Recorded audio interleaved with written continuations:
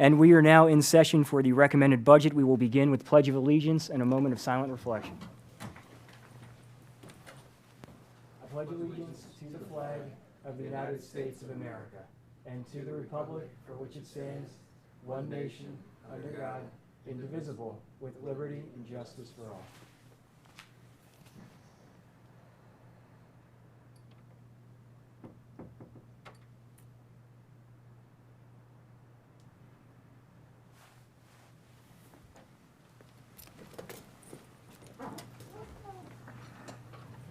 Well, good morning, ladies and gentlemen. Welcome to the recommended budget presentation for FY27.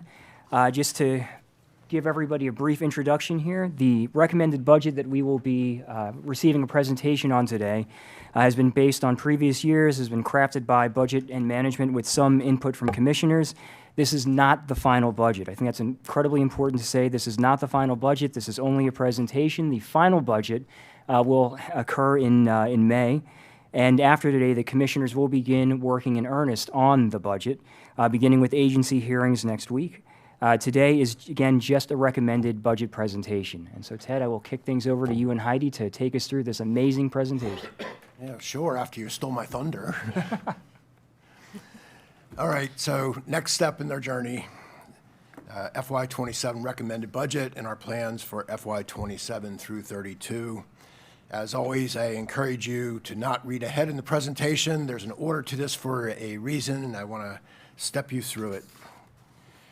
You have a bunch of materials in front of you. Commissioner Kyler has already complained that it's too much stuff. But you have a recommended budget summary. You've got the recommended CIP, or the capital side of things. You have a recommended budget compared to FY26. That does not include some of the benefit allocations, so that you're just seeing what's happening to these budgets, not things really external to them.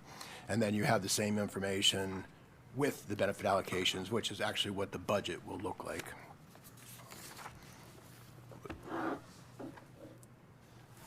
Core messages. The bottom line of the op plan has improved, and improved a lot. It's a very different look this year than when we were sitting here this time last year. That said, our problems have not all gone away, and we'll talk more about this as we get through. And lots of things to be concerned about, but for me, still the big one is Blueprint, and Blueprint will come up more. But on the county side of things, the big concern is the state is projecting shortfalls in their budget exceeding $3 billion a year. Most of that is about lack of funding for Blueprint. They can solve that on their own, but will they solve it on their own? So my concern is, do they look to counties to say, you need to do more than we said you did?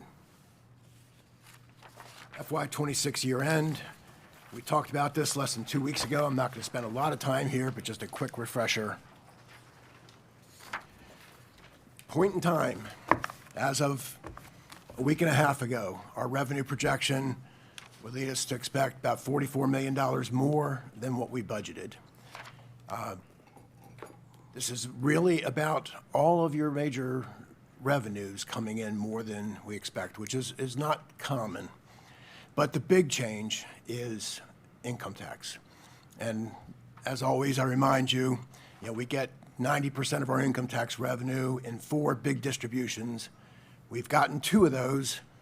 The other 2, we don't see them. We don't know anything until after you've made all of your decisions. So there is still a great deal of uncertainty here. And it's possible to say income tax will come in higher than we've suggested here. But it's also possible to say it could come in lower than what we've suggested here. You have some projected unexpended, all leading to a year-end projection right now of about $51 million. You're currently sitting on about $37 million. If we make our adjustments for the stability, operational stability reserve and the stabilization fund, and then take out the 1% that we always carry forward to another year, that would leave you with a projected $79 million at the end of fiscal year 26. There's no getting around. This is a big number. This is not typical of what we see, and this leads to a lot of misunderstanding and to a lot of hope for things that I would argue this money can't do.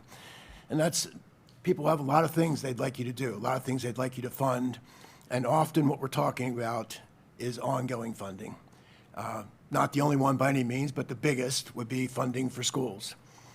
And, you know, you could have advocating for school funding and say, look, you've got all this money, just give more to the school system so they can make improvements. The problem is, by the very nature of this number, it's one-time money. School funding or anything else, you can't just fund it next year. You have to fund it the year after that and the year after that and so on. You can't do that with this money. We are going to talk about some things, though, where I believe you do have opportunities to make good, wise use of this money.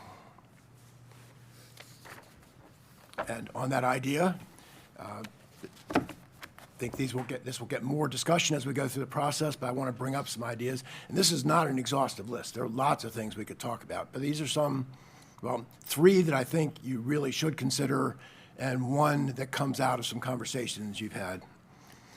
Northern landfill, we bought several hundred acres surrounding the landfill. We have an opportunity now to expand our landfill capacity, which means we will be able to reduce how much we're transferring and the costs that go along with that. There's an opportunity here to fundamentally change the financial position of the solid waste enterprise fund. But before we can get there, we actually have to develop all that space. We have $11 million put aside right now, but $11 million will not be anywhere near the amount that will be necessary to do this. Right now would be a good opportunity to put money aside for that landfill development. PFAs, this is still evolving. We don't have direction yet on what we have to do about PFAs, but we think it's pretty clear we're going to have to do something. We do have some money set aside here, too, $5 million right now. Seems extremely likely we will end up spending more than $5 million. Even though we don't know what that number is, again, we have an opportunity to put some money aside while we have it in hand, rather than scrambling to find it later when we do find out what we have to do. You've had conversations about state road improvements and the desire and maybe necessity of getting some county funding onto these state projects in order to encourage them to move along. If that's something the board is going to act on, this is an opportunity to put some of that money aside. And then the last one, there's been discussion of, is there something the county can do to help the volunteer fire companies make their large purchases? We've identified a number of possibilities for you. One of those would be to establish a revolving loan fund. To have a revolving loan fund, you need the cash to put it in to get started. Now would be an opportunity to do that. And in 79, looks like a big number. It wouldn't build a school. We've never done turf fields on schools. It would put a big dent in it to do 7 turf fields. There's a lot of things other than your list that we could do one-time money, and you said that. And I think people need to understand there's viable uses for that money, and it's compared to the overall capital and operating budget, it's not a big percentage. And like I say, it wouldn't even build a school. And I'm glad you brought that up that way, because that gives me an opportunity to make an important point for people who might be listening. The list of ways that one-time money could be used very appropriately is much, much longer than what I put up on that slide. The reason I put those up there is so that you're thinking about them before the pressure to do all the things that people might bring up, becomes the conversation. Again, we talked about this recently. Quick refresher on the revenue picture. Again, I mentioned all of your biggest revenues are looking better. It's not what typically happens for us. And if you look down to the bottom of this chart, you'll see how much revenue, how much projected revenue has been added to each of the years. This is a big change. And when I said the picture looks a lot better, there were some things on the expenditure side, but it's primarily about revenue side change. When we talk about revenues and how they're growing, there are two different ways that you can look at it. You see in the one row where it says annual, these are your ongoing revenues. This is property tax, income tax, recordation tax, et cetera. These are revenues. They can change from year to year, but they continue from year to year. When you see below the line, these are more accounting moves than they are revenue. This is largely moving money between funds. So it's about what's happening in that particular year. This is not money that you can think about in the same way. So if you want to know how revenue is growing, I think the annual row is your focus. But you do need to look at the bottom because those are the budget numbers. That's what will actually show up when you have a budget. FY 27 through 32 operating plan. So we are currently operating in the 26 through 31 plan. This is looking ahead to the next one. And first, here is the existing plan. And I'm sure you remember, we had a lot of red on here. Especially FY 31. Yes. And here is the new plan. After these revenue changes we've talked about, and you'll see a little bit of red where it says change in expenditures. Red is a good thing in that line. That means we were able to reduce some projected expenditures. And a place to make a point. Sometimes there's an idea that we put things into the plan and then it just happens. We don't reconsider.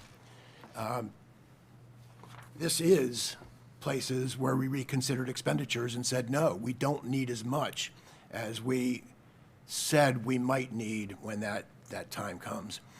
A very important point, every year, every expenditure, every assumption gets reevaluated. Nothing just goes on. So you go down to the balance line and all that red is gone. So this is good news, but it's not perfect good news. So what I want you to focus on here is as you go from left to right, from 27 through 31, you'll see even though there's a positive number in each of those years, the number is getting smaller with each year. And in fact, if we show you 32, you'll see that it turns negative in 32. So we don't have the same problem we did, or at least doesn't look the same way. But this could take us on paths that maybe we shouldn't go on. It'd be easy to look at this and say, oh, okay, we've got lots of money. We have an opportunity here to do things that we can do on a recurring basis.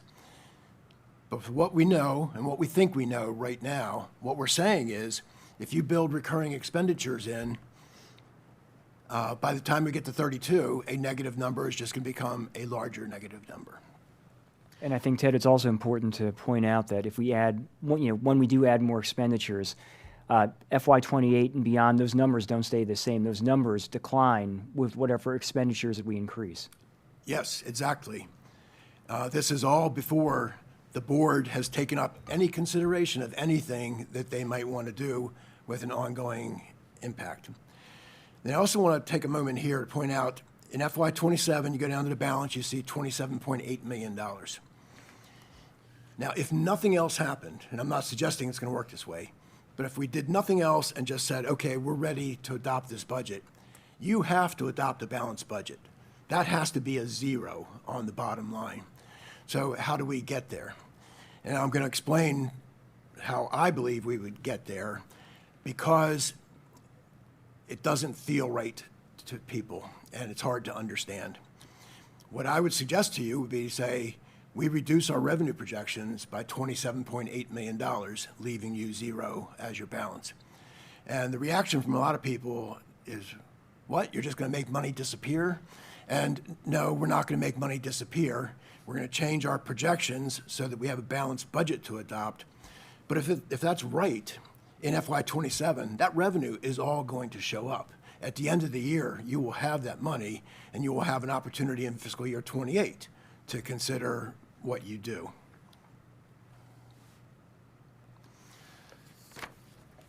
Things that are still ahead of us, ahead of you, to deal with as you go through your proposed deliberations. Are there impacts from federal changes that we need to deal with? And this is getting much less attention now, but I'm not sure it's become any less of a concern for us.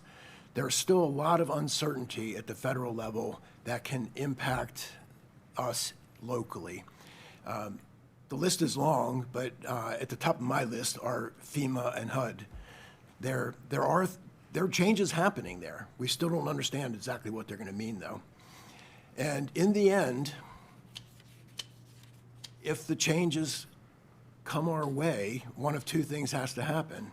Either service levels get reduced or county funding has to replace what was federal funding. Neither will be an easy thing to do. Impacts from state budget changes. The General Assembly doesn't end until April 13th. You're well into your deliberations by the time we get to April 13th. Now, it's possible that budget questions will be settled before we get that far, and I hope that that's the case so we know what we have to deal with. And so far, it seems like fairly good news. There doesn't seem to be a whole lot emerging from the discussions in Annapolis that look like budget changes that are going to significantly impact us in 27. But until they bang that last gavel, I don't count on anything. You know, implementing Blueprint, I mentioned this a little bit earlier, and there's really two things to implementing Blueprint. One is on the school side, and they're in a better position now than they were this time last year. Work they did with the state on what it is an appropriate way to implement has led them to a better position now than they thought they had a year ago. That doesn't mean there are no challenges, but the challenges have gotten significantly smaller. On our side, it's the question of, does the state change Blueprint law to require more of counties? And I'm certainly not betting against that happening. Liberty High School modernization. At your direction, we've included a feasibility study for Liberty High School, but there is not yet a project funded for Liberty High School. My position is if you're going to fund a feasibility study, the only reason to do that is because you plan to do something about it. If you plan to do something about it, then we need to build that into our CIP. We need to account for the dollars, particularly when this is going to be a very, very expensive project. I don't know where we'll end up, but you know, $150 million is not a crazy number to put out there for talking purposes. To the point Commissioner Vigliotti made earlier, probably other changes are going to emerge from your conversations. Things that are not in the recommended budget that you want in, or things that are in that you say, no, we don't want that in. I've never had a budget process where things didn't change as the commissioners worked through their proposed sessions. Full understanding of the costs of fire and EMS. Now, we're in a much better position today than we were 3 years ago. We know a lot more. We're more or less fully staffed now. We have some history. But we still have a challenge in that every year we've continued adding to fire and EMS for things that had not previously been planned for. And in this process, DFEMS is going to be looking for something approaching 15 positions from you. Those are not in the plan. So if we fund those or any of those, that takes us back to that situation I mentioned earlier where you were exacerbating the problem that we see a few years down the road. And then other things you'll be asked to fund. People want lots of things, and people have good arguments for lots of things. We can't fund every good idea, but maybe you're going to fund some.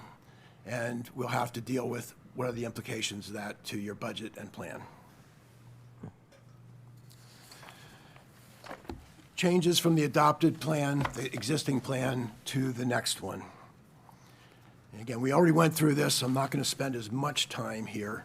In fact, I'm going to say I'm not going to spend any time talking about these things unless you want to. This is just to give you a refresher of some of the things we said, in this case, that helped your plan, reduced expenditures.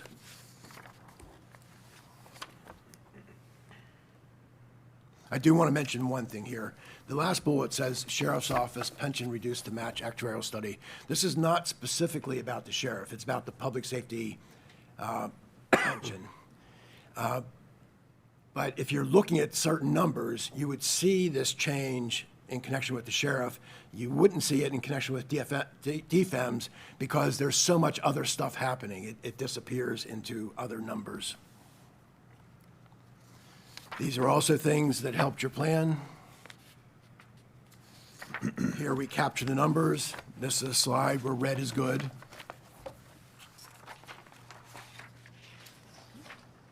Oops, our bullets seem to be out of order here.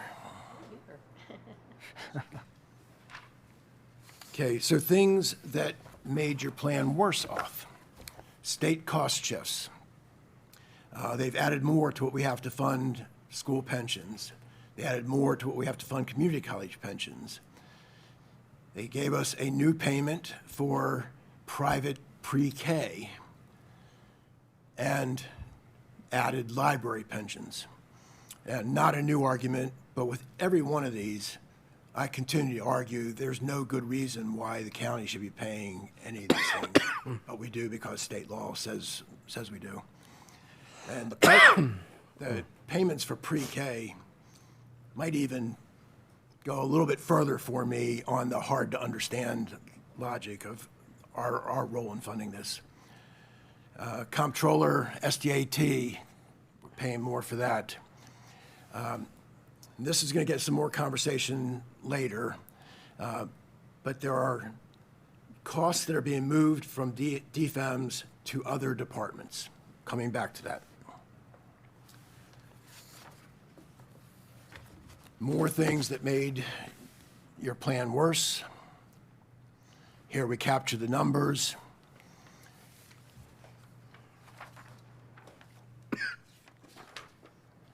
Things that are not included in the op plan. Those ideas of federal or state mandates. If we don't know what it is, we haven't tried to include it. Additional blueprint funding. You know, somebody could say, well, if you're so sure that Blueprint's going to end up costing the counties more, why don't you do something to budget for it? And, you know, I can see that argument, except we have no idea what that number might look like. And I can't even tell you with certainty that it will happen. Landfill I mentioned. Funding for position requests. You heard the position committee recommendations. You heard some agencies make their arguments for positions. There's nothing budgeted to handle that. So anything you approve there is going to make your position worse. Other requests that you choose to fund. You'll be hearing shortly. When's the first agency hearing? Thursday? On Thursday, you start to hear from the agencies. Oh, yeah, and on that, in the front pocket of your binder are the things that you will be hearing on Thursday. And anything else we don't know about yet. I put this in here because we don't have perfect knowledge. There's lots of things we'd like to know that we don't. And sometimes things come up and we have to deal with it, but couldn't have planned for it. All right, so now starting to get into looking ahead to the fiscal year 27 budget. Carroll County Public Schools, by far the biggest part of the operating budget, and for the most part, the thing that gets the most attention. As things stand, county revenue would be about $260 million, $7.6 million increase, or a 3% increase. 3% increase for public schools is based on previous direction from the Board of Commissioners. So it's not based on what they've demonstrated as a need. It's not based on what the budget office thinks we ought to do. This is what we were directed to do. Now, the school system has requested an additional $6.4 million of operating funding, which would get that between 5 and 6% increase. And as I've said before, that's your official request from the Board of Education. That doesn't mean that there won't be talk and probably pressure to do more than that $6.4 million. They still have their concerns about Blueprint. They have concerns about salaries. And I think if you listen to the superintendent, she'll say, the budget we're talking about is just to kind of get along. It's not to do the things that we think we ought to be doing. So I would not be surprised at all if you don't hear from people saying, well, yes, do the 6.4, but don't stop there. State revenue, about $198 million. We are, with the current county funding in, 54% of their operating funding. I didn't do the calculation, but just figuring in my head, the state is probably 42% or something along those lines. So a lot of people don't understand, that the county is noticeably the bigger funder of the school system. And if they need more or want more, the state number is what it is. There's no avenue for them to go ask the state for more money. That ends up being in the laps of the commissioners. School debt service, under state law, this shows up in their budget. I've never understood why. It's your debt service. You sell the bonds, you pay the debt service. It's for the purpose of building schools, but it really doesn't touch them at all. And it does create an unusual situation where on our books, we have the debt. On their books, they have the asset. But this number is driven by decisions you make in the capital budget. Now, largely, this is about schools that have already been built, and we've recently issued the debt. But as we look ahead through the plan, we look at what schools you intend to put bonds on, and we calculate the debt service on that. Community college and the library. The college, we have built in a 3% increase, which gets them to $13.8 million. Same arrangement as what I discussed with the school system.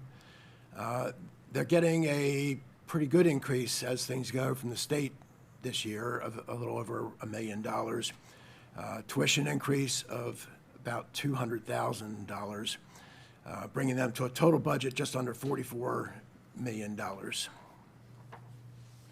Does this include your best guess of what the state's going to do, or is this, the state could change this in their budget? This is the number we have in connection with the governor's budget at this point. So in theory, the General Assembly could change it. I haven't heard anything leading us to expect that. So yes, it could change, but we're not thinking it will. Adult basic education is also about the community college. $204,040 is the amount that the state requires from us in order to get state funding for adult basic education. Library, 4% increase, taking them to about $12 billion. This is also board direction. The state, they're getting a big $2,000 increase. I hope they don't go crazy. Their total budget is approaching $14 million. And I should mention, with both the community college and the library, we do spend other money on behalf of those organizations that doesn't actually show up in their budgets. State cost shifts, I mentioned these, but here are numbers now. Pensions for public schools, $3.5 million has been added, $900,000 in this year's budget. But this is starting to be old news, but shouldn't be forgotten. we started paying part of this pension years ago, something between $7 and $8 million a year. This is on top of that money. Now, I like to remind people about this sometimes. That's $10 million or so that you're spending, not because of any choice you made, but because somebody else made a choice. Private pre-K payments, about $700,000. Part of Blueprint was to expand pre-K services, part of that to be done through private providers. Again, I struggle to understand the logic, but the state is telling counties that we have to pay part of that cost. And this is a bit of a challenge because the law anticipated that half of the pre-K would be provided by the private sector. Nobody believes that that's going to happen. But it's hard to know what to do with that then. You know, what does that mean for what's going to enroll in our system and what we're going to have to pay for pre-K providers? And we just the other day got most recent information on pre-K, and was it 44? Something like that. I think 44 pre-K in Carroll County being served by a private company. But we have to pay for that. But if that number next year is 88 or 125, our number is going to change along with that. Community college pension. Last year, this year, FY26, the state made us pay part of the community college pension for the first time. They added to that this year. And then the library pension, it's only $34,000 at this point. This is not a big deal in our budget. But this is another door that's been opened. Now that they've said we have a role in the library pension, who knows what might happen next year or 5 years from now. Ted, what's the total now for the community college pension? If you don't know right now, that's okay.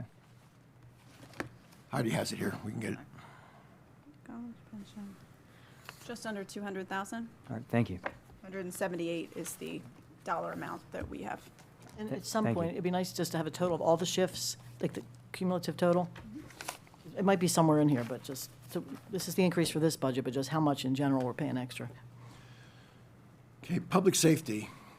Public safety gets used in different ways. Right now, what we're talking about are people, organizations that don't actually report to you. Sheriff, total budget approaching $32 million, increase of about 6%. There's a number of pieces to the sheriff's operations. You have law enforcement, his deputies, corrections, running the detention center, administrative services, that goes over all these things. Their training academy, and then the advocacy and investigation center. This is going up for some reasons that are specific here. One, we've seen an increase in our inmate population over the last year. A lot of the costs of the detention center are fixed, but there are costs that are driven by the number of people that you have over there. You think medical and prescriptions and food, and particularly the medical and prescription part. Have a new medical contract. We had to renew a contract, and the prices. Pardon me? We will. Oh, we will be, and are anticipating that the price is going to go up. And then, other smaller things, but just to give you an idea that this is being driven by what we're actually seeing happening in these areas. Courts and state's attorney, nothing too interesting happening here. With the courts, we have something we're still working through now. And we tell you that just because we're here talking about the recommended budget doesn't mean work has stopped on everything. There's legislation that could lead to us having to have more people to provide court security.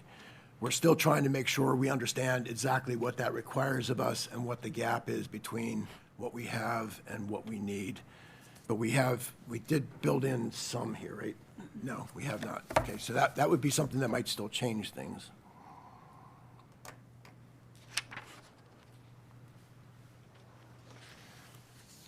These 3% increase, this is another one where the board has said, here's how much we want you to build in.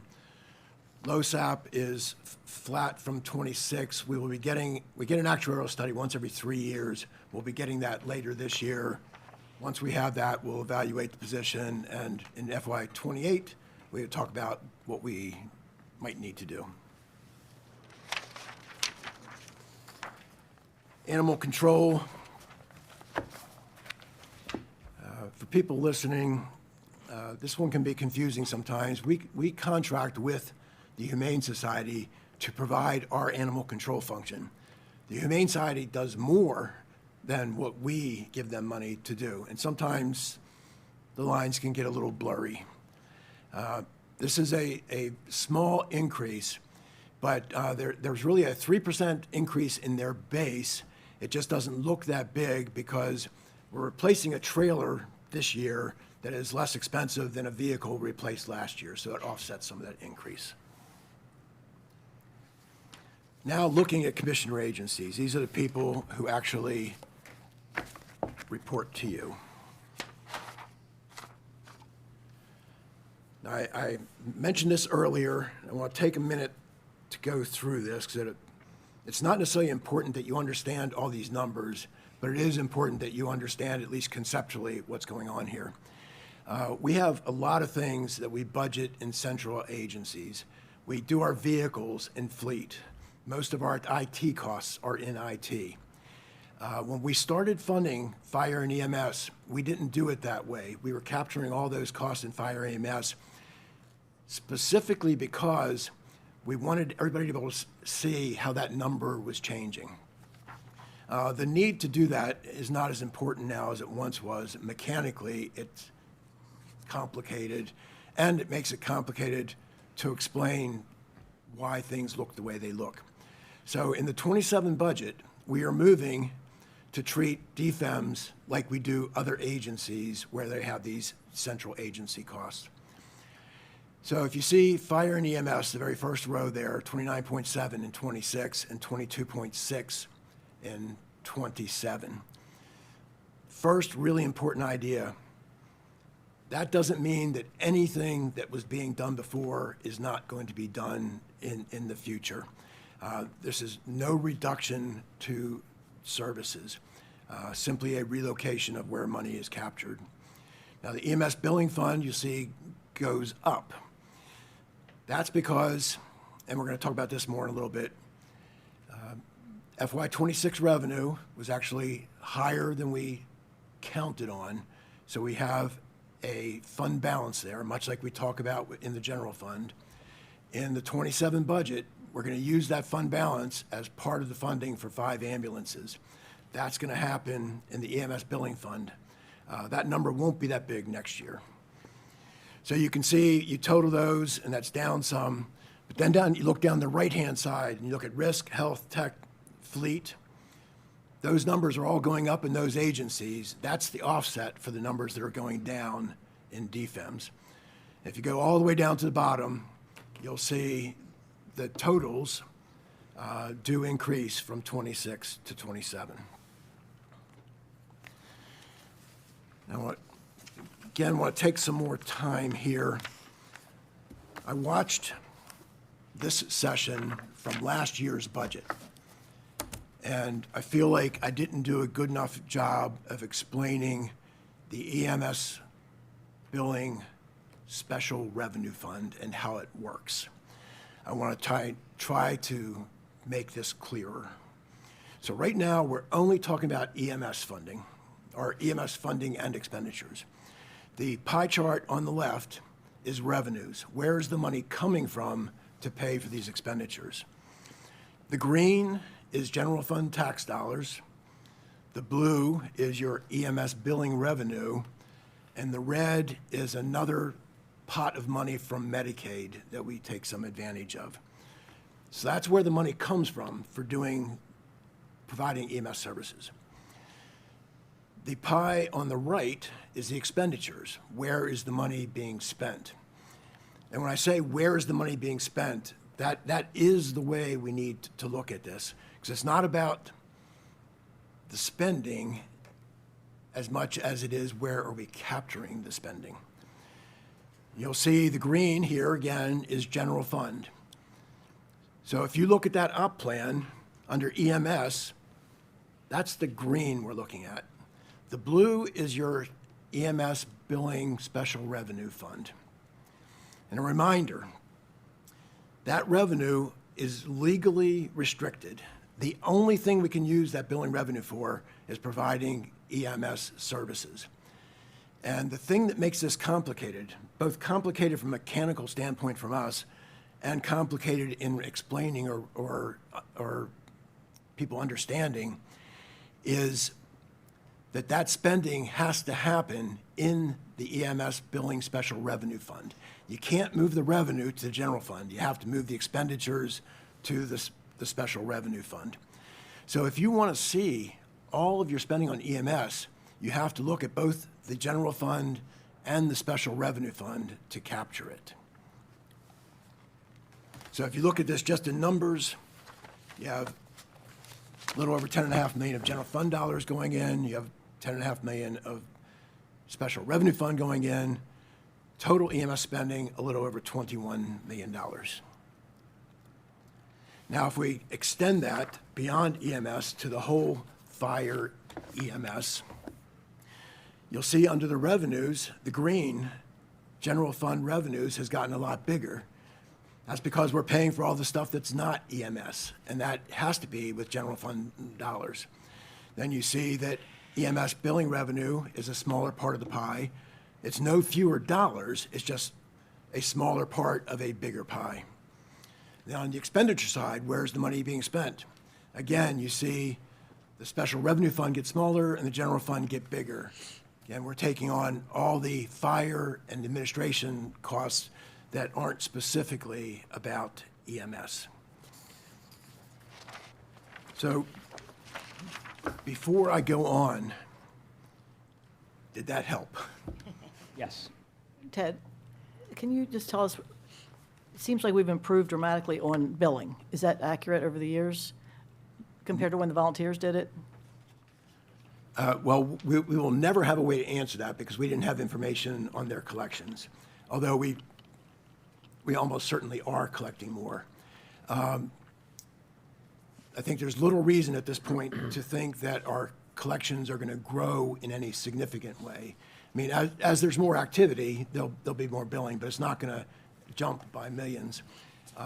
In between 26 and 27, the reason it's going up so much is, again, because it's said we have an existing fund balance that we're going to use to replace ambulances, but that won't happen again next year. No, it just seems like, since we have more centralized billing, I know some of our fire departments didn't want to bill in the past because they were volunteers and felt they shouldn't, and that was a big argument a number of years ago. Yes. It seems like we are collecting good revenues and chasing the insurance companies and even Medicaid. I mean, pretty much everybody should have something that covers them, and we're billing for them, which is good. We're bringing in the revenue to offset EMS. Yes. Well, to partially offset EMS. But do we know how much of the billing offsets? Well, I mean, how much of the billing are we collecting compared to what the numbers are? That's the pie on the right there. You can see it's about half and half. But even that kind of overstates the billing a little bit because we're using that extra 2.1 million this year. So next year, it's likely that that blue portion will be a little bit smaller and the green portion will be a little bit bigger, meaning we need more general fund dollars to do what we're going to do. Yeah, it's about $8 million a year is what we're, right? A little more. Yeah, yeah. For what, fire? About $8 million a year. Or, EMS billing is revenue. Yeah. Yeah, and this also gets confusing too. We've got that basic billing, then there's also another pot of Medicaid billing that works differently, and yeah, that does help us too. So fire and EMS administration, a decrease of $7.3 million. This is back to the earlier cost. This is not a reduction in anything that they do. This is just moving some expenditures from their budget to other budgets. EMS, a decrease of $200,000. Again, this is not a reduction in anything that's going on. This is because the EMS billing revenue special fund is bigger by $2 million this year, so there's less in the general fund, and this is the general fund we're looking at. And then fire services, an increase of $600,000. Much of this is about overtime, and overtime is a in-process project for us now. Now that we've gotten fully staffed, and when I say fully staffed, we have some vacancies, but we're no longer staffing up. We're just having to replace people when we lose them sometimes. So we've gotten to that position. We have some history now. We have a better understanding. And we're working to understand, first, that there's some overtime that's going to happen all the time, no matter what. And we want to understand, what does that look like? How much do we need to be budgeting, even if we're fully staffed every day? And there's some other funding that becomes necessary because we're not fully staffed every day, and we end up having to pay somebody to fill a shift because you don't have a person.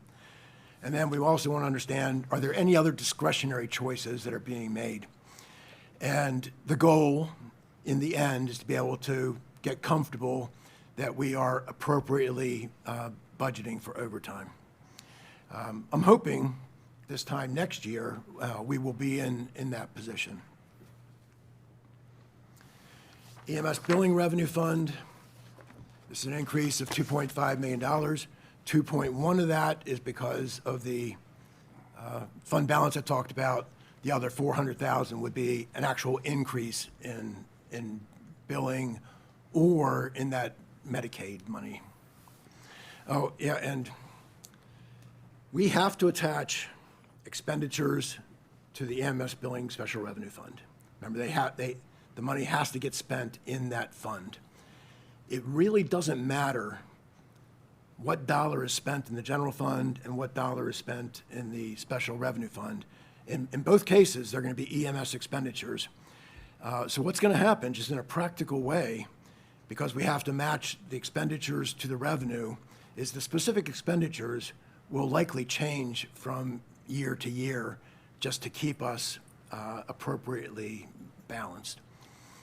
Now, this year, we have 3.5 ambulances worth in the special revenue fund. That won't happen the same way next year. That half an ambulance. I know. Front half, back half. Public Works, the whole department is up 7%. Some of that is because of costs being shifted into their budgets, specifically here, fleet.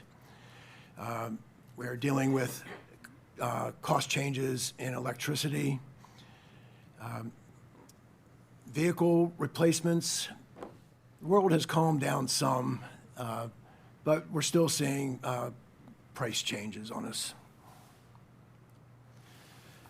Public Works and Facilities, part of what happens there is every year there's a long list of projects that either facilities identifies as believing are necessary to be done, or people who occupy our space say, we want this to be done. We go through a process every year between the budget office and facilities to evaluate that list, to talk about urgency, need, what happens if we don't take care of this, and pare that list down to one that we think is fundable. This is not the entire, well, there's 2 slides here. It's not the entire list, but this gives you a sense of, the kinds of things that we're talking about. Oh, no, it is just 1 slide. Similarly, in fleet, we replace vehicles every year, and there's a process to consider all of our vehicles, and just want the world to understand we never replace a vehicle because it's reached a certain age or it's reached a certain mileage. We are looking at what is it taking us to keep this vehicle on the road, and does it still make sense for us to do that? We sometimes have vehicles for 20, 25 years, not all of them though. Some things do get replaced much more regularly. The vehicles the deputies use on the road are replaced pretty regularly. And this budget is sometimes impacted by a particular piece of equipment that is very expensive. Like in 26, we replaced the paint truck, is that right? Or was that, no, it was 25. Yeah, in 25, we replaced the paint truck for, I think, $600,000. Of course, you don't have to do that very often. Citizen services, the whole agency is going up about 3.5%. Part of that is because we were charging a position to partially charging a position to a grant that we reconsidered whether we should be doing that or not. So that ended up increasing how much general fund tax dollars we needed. One good thing that happened here, the second bullet, we were expecting a grant to go away that we use for the recovery support services, the drug treatment beds. The grant is not going away, so we had planned to replace it with general fund and didn't have to. Rec and Parks, just barely going up. Had a good thing happen here. We had a mowing contract rebid that we got a favorable price on. It came in less than we had planned for. Historical Society and Union Mills are both flat, and they're both built into our plan that way.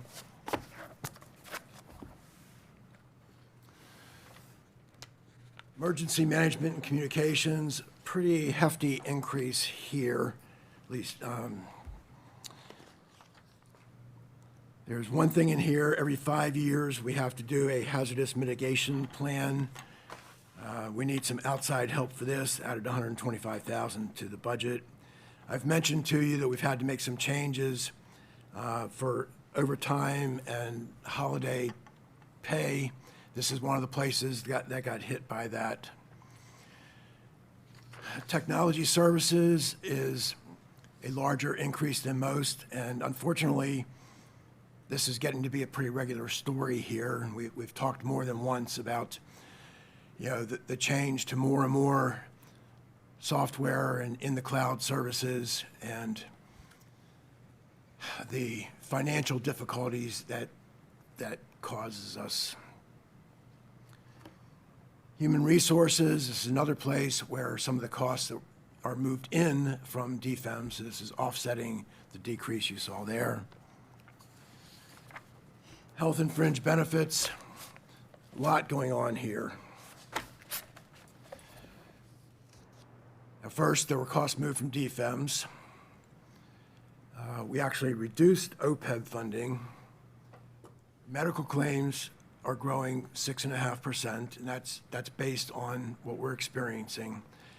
And looking ahead, we increased the projection by 0.25% each year to just acknowledge that every year out is a little less uncertain than the year before.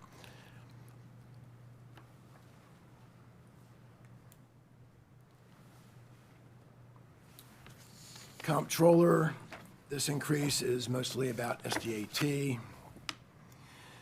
And there's another troubling thing here. We're paying 90% of the cost of SDAT. And we just found out fairly recently that we pay them $250,000 a year in an administrative fee, whatever that means. Management and budget, this increase is about moving costs from DFEMs to risk.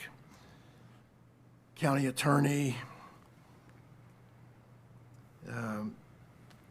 we increased a bit for outside legal, not because we know we have costs, but just for the possibilities that some things come our way. Planning and land management, flat. Had some one-time costs in 26 that we don't have to repeat in 21. And they've had a good bit of turnover, so we have a number of positions that are returning to base rather than somebody who had been here for a number of years. Economic development, a decrease. This is in connection with the $1 million that you had built in connection with Shamrock.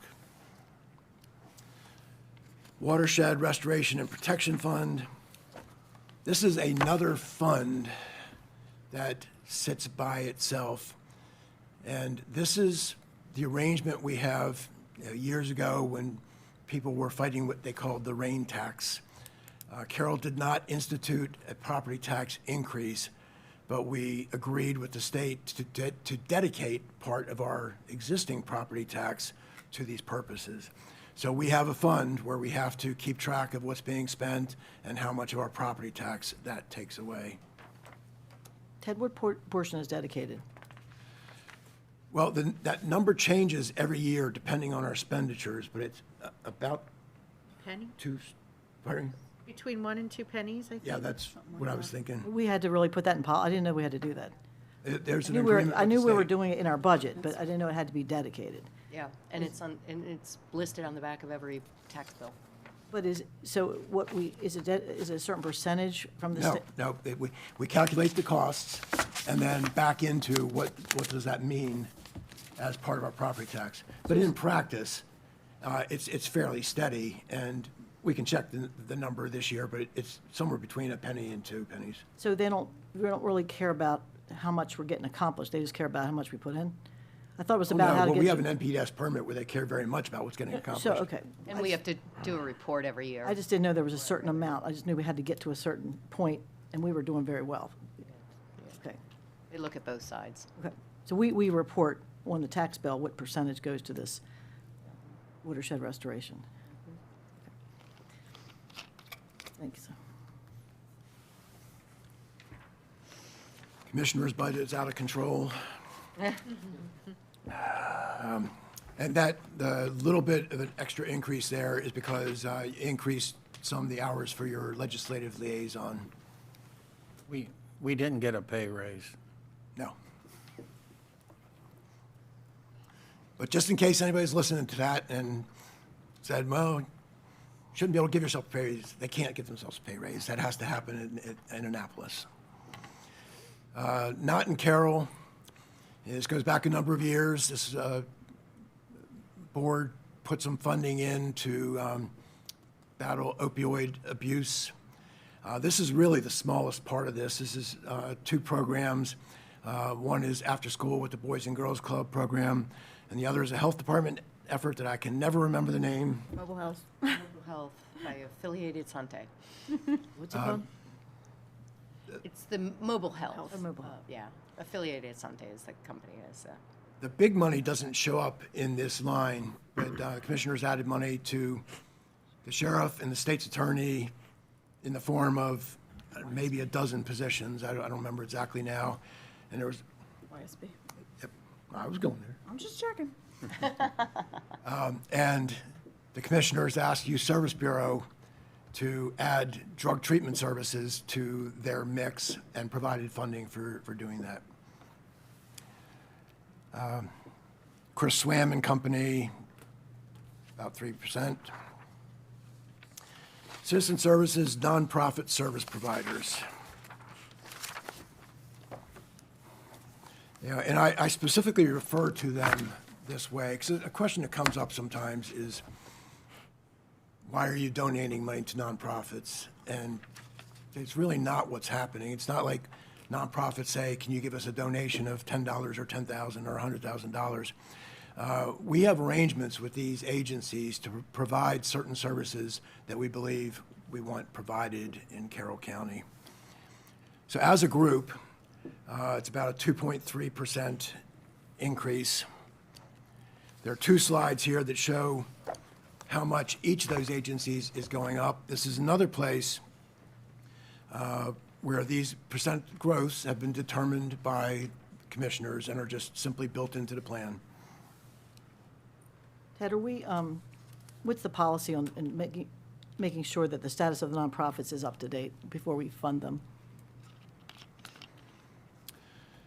Well, the Director of Citizen Services, Celine Steckel, is the liaison to all these. I can't say specifically what the process is.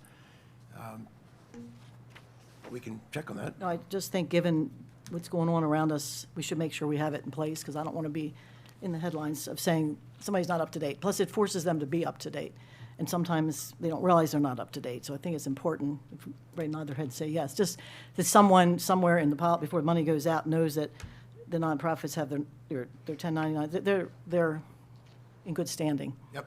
Yes, we can check. I mean, these are all well-established agencies. That doesn't mean they don't miss their paperwork. I mean, listen, that doesn't mean there's anything, they're all wonderful, wonderful organizations, but it sort of helps to make sure that somebody's checking so that they're forced to be, sometimes things lapse and they don't know it. We will ask. There are a couple state agencies we're associated with, Health Department, 2.9, and it's really 3, right? I think probably just a rounding thing here. And Social Services is a flat 20,000 planned in every year. Health Department, as things stand, is getting a $218,000 cut from the state. We don't know yet what their plans are for dealing with it. That was kind of an interesting thing there. I don't remember the exact details, but I think there are maybe 4 counties, including Baltimore City, that got increases from the state, and all the other counties got decreases. And I think, Ted, probably just a quick comment. You referenced this earlier. Wherever the state does pull back funding, right? You'd mentioned that we either have to talk about funding those ourselves, or we have to find ways to cut the services that are being provided that the state has withdrawn funding from.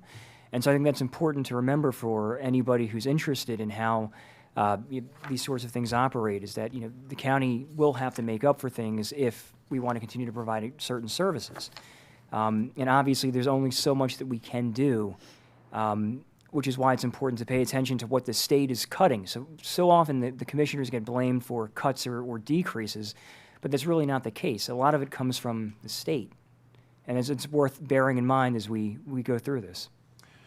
Yes, and a good point. Now, something I try to explain to people all the time. The commissioners have nowhere near as much control of things as sometimes people think that they do, both in that the federal government and state government can tell you what you have to do or how you do it or how much you have to fund it. And a lot of your funding goes to agencies that you don't tell them how to run. And you think about school system, community college, library, state's attorney, circuit court, health department. That's a huge part of your budget, and none of those people report to you. Ted, on the nonprofit growth rates, I know that's been a big issue in Annapolis, what they cut. I was down there last week in the rain, and they said there was 100. There was hundreds, a couple hundred people there, in their wheelchairs, in raincoats, fighting to keep their disability money, which to me, that's the kind of folks that we should be taking care of. So that might put pressure on, our nonprofits do a phenomenal job and actually save us resources for the work that they do. But we might need to keep an eye on that 2%, only because if they get cut more from the state, we have to see what that shortfall would be and what it would mean to services for these folks in these organizations. Yeah, and that's actually an interesting thing here, because we have 4 DDA providers in Carroll County, and they're not all the same here. Say a Flying Colors of Success, which we are funding at 5% a year, the ARC at 2% a year, Penmar at 2% a year, and Target at 2% a year. Some other budgets, Cable Regulatory Commission, this is the group that oversees our franchise agreement with Comcast. It's a 5%. This is in an agreement between the county and the 8 towns that goes back to the establishment of the CRC. Community Media Center is tied to cable franchise fee revenue. The county and each of the towns has a 5% tax on there.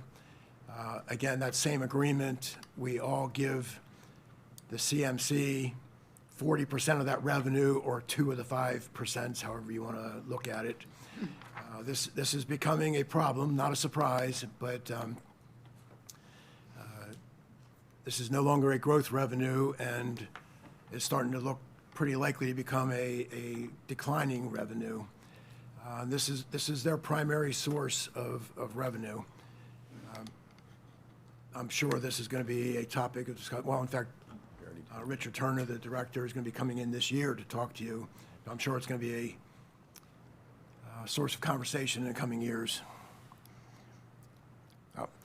Elections is actually going down a little bit based on what we saw they actually billed us last year. I mean, this is what the numbers are now, but you know, we have no information other than what they bill us. So I wouldn't be shocked if it goes someplace we didn't expect. Oh, yeah, and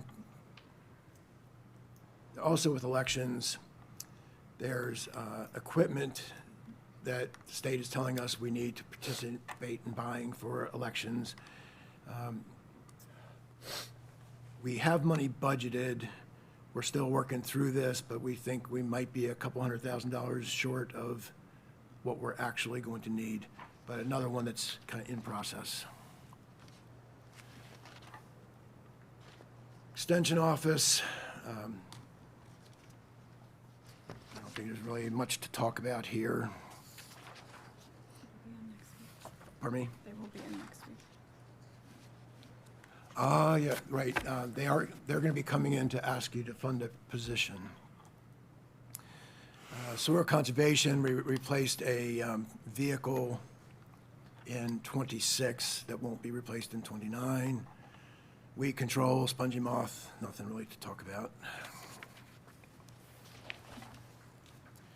Transfers. When we say transfers, what we're talking about is money that is moving from one fund to another fund. And the general fund, your operating budget is the biggest. The capital fund gets the next most attention. But we have about a dozen funds altogether, and for various reasons, sometimes money is moving from one fund to another. Transfer to capital is going down a good bit. That's just the result of what projects are you doing and what projects are getting funding on it. That changes every year. Transfer to transit grant, I think we expected a little bit of a decrease in other funding that didn't happen. So it's two things. One, we are matching the ATP, or the Annual Transportation Plan, that you all approved in March. We also double budgeted the match for a portion of this funding last year, so we are correcting that this year. Where is that? What's that under? Transfer to grant. To transit grant. The transit grant. And on the capital, is that to fund bonds or is that something else? The top one, transfer to capital, No, this would be putting cash on projects. putting cash on, okay, gotcha. Airport, nothing really to talk about. Fiber, we had some equipment replacements in '26. Solid waste is a good news story at the moment. We're actually decreasing how much general fund dollars is going there. And this is because volume is up, which means we're getting more transfer fee revenue. And that is higher than what we pay. Tipping fees, tipping, we're getting yes. more tipping fees, and it's higher than what We're we getting paid more in tipping fee transfer. revenue, yeah. I knew it didn't sound right. And that's higher than what we pay for transfer, so it's put it in a better position. And we hope that it will continue to look like this. Too many transfers in front, staring you at you. And utilities, not much happening there. Intergovernmental transfer, this is the money we send to the towns. This is formula-driven. There's no decisions being made here. This is tied to population assessable base. And what each town gets is also about relative changes from town to town. And we had the last couple of years were unusual in that all the towns were seeing increases. It doesn't usually work that way. And something else to keep in mind here, sometimes this gets lost. We in theory are sending money to the towns. They are also sending money to us to pay for 2 water resource positions. Rather than having those 2 checks crossing, we take their contribution to the positions out and just send them a check for the net. So they could actually be getting an increase in what you're funding them, but see a decrease if it's not as large as what they're paying for the positions.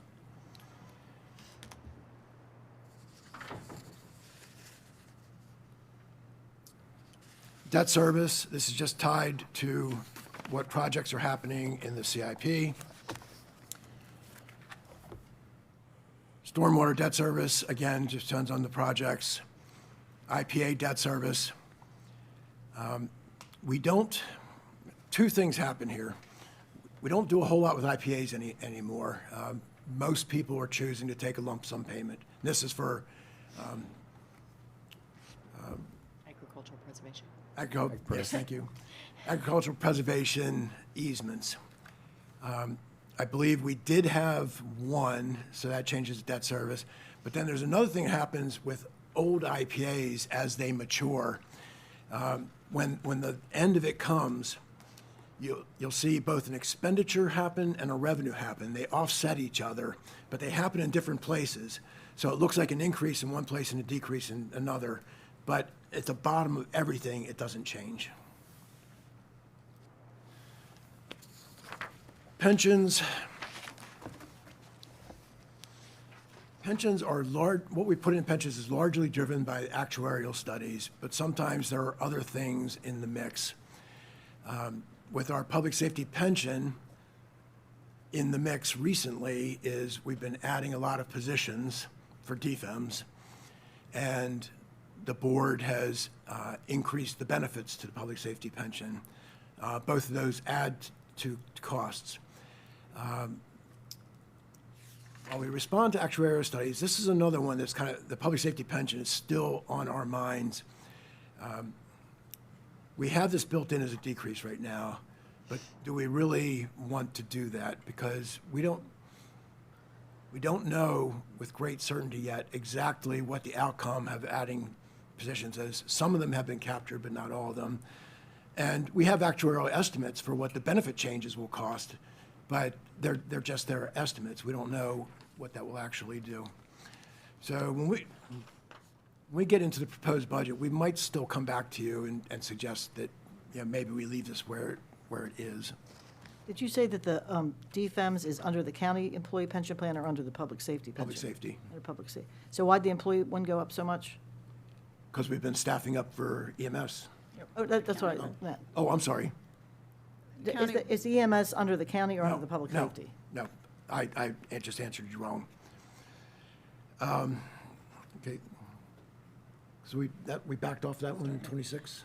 Public safety pension is DFEMS and sheriff's employees. Okay, so why did the county, Corrections, law enforcement, and the fire She's and asking EMS. why. Yes. why county went up? If And then the that- county one is going up because we got new actuarial information that said we needed to increase the percentage going into that plan.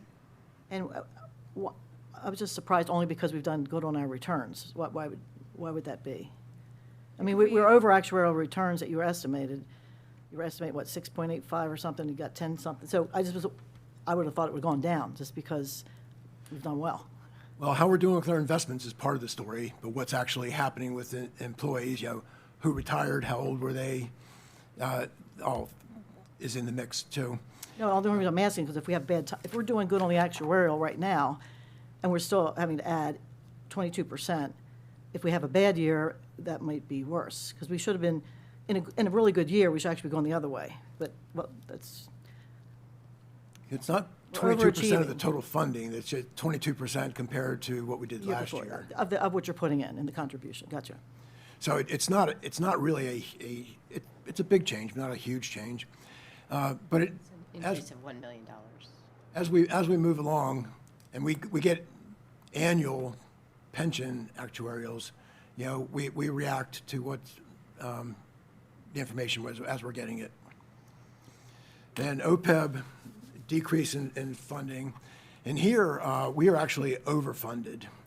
Now, again, for accounting stuff, even when you're overfunded, there's some OPEB funding we still have to do every year. But the big funding is not a problem for us right now. And we're pretty unusual in OPEB. There's a lot of the country that is still very, very underfunded. Oh, yeah, and on pensions, I should say, we're well funded in our pensions too. The public safety pension is not as well funded as the county one. That's largely because it's a younger plan, just hasn't been around as long, and also because of the changes I just mentioned. We've been adding people, and you increase the benefits. But I'm very comfortable that we are moving toward the same end with both pensions. Long-term liabilities, we're just talking about some of them. And when long-term liabilities comes up, we're often talking about bonded debt, the IPAs for AgPres, other debt you might have, pensions, LoSAP, OPEB. And the rating agencies lump all this stuff together under long-term liabilities, which has always bothered me, because I don't believe they really act the same.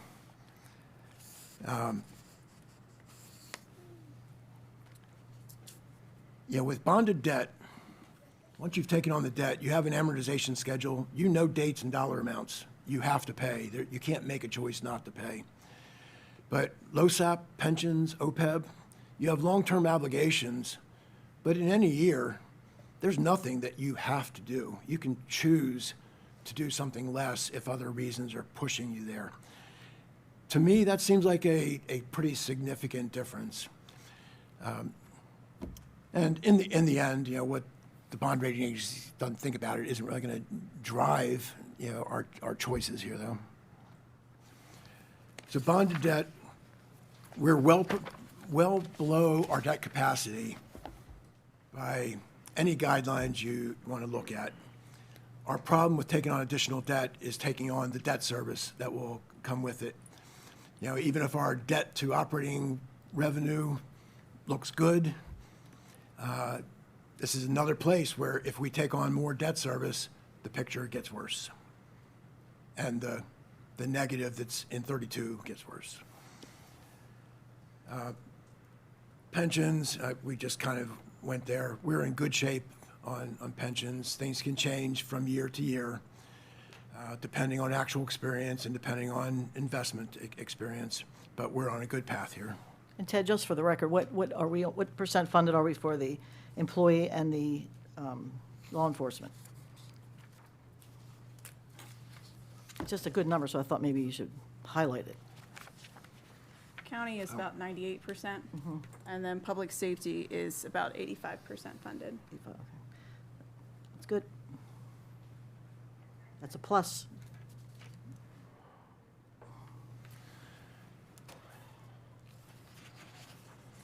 And if we look at our,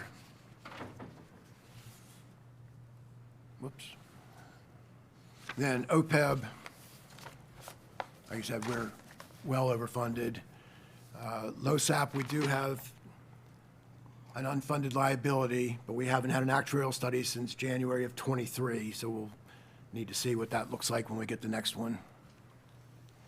If we look at just the numbers on our non-debt long-term liabilities, it's I think, a good picture, and there's no need to, but if we wanted to get rid of the pension unfunded liability and the LoSAP fund unfunded liability, you actually have cash on hand that could make those liabilities go away tomorrow. Now look at the capital side of things.